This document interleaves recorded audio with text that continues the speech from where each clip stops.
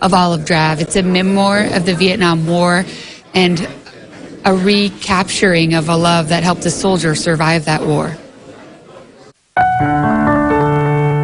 Love letters thought gone. November 28th, 1967. I miss you more and more every minute.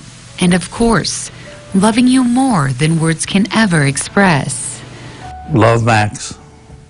War letters relived nearly 50 years after they were written. October the 15th of 67, relatively quiet today. Slept until lunch, then after lunch did some of my ironing. Some of us played a little softball with the enlisted men. Then there was mail call, but again, no mail. Rain started again, continued until after dinner. As I mentioned the other day, one of the wounded got hit in the perineum and took off one of his testicles. Physically, he was doing okay, but apparently he thought everything was over and he killed himself.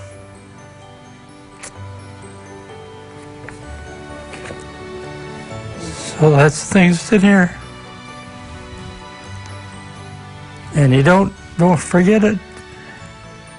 A graduate of North High and the Bakersfield College nursing program, Max Burdick became a captain in the Army Nurse Corps during the Vietnam War. I was assigned to a MASH hospital. I was at the 7th MASH, which was northeast of Saigon. The purpose of the MASH hospital is what they call life and limb. First, save the life, and then if there's a limb involved in it, try to save the limb. Burdick wrote home to Bakersfield, to his wife Kathy, every day. His love for her evident. Every letter addressed to Kathy began with the words, "Thinking of you every moment of the day." Words that helped Burdick hang on. I could survive, because there were many times when I was at the end of my rope. Burdick endured the harsh realities of war.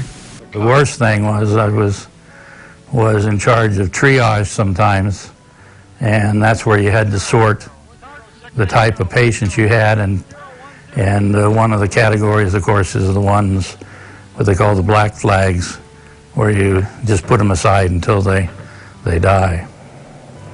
And those were hard. We had a sign-up sheet that we used that said, you know, I'm not going to be here tomorrow. And when you're fed up, you stopped. And you took a time out.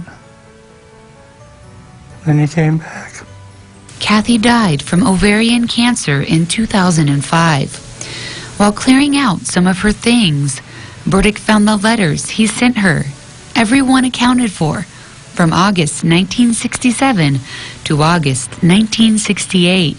It brought back memories that I had sort of pushed back and hadn't thought about for a while.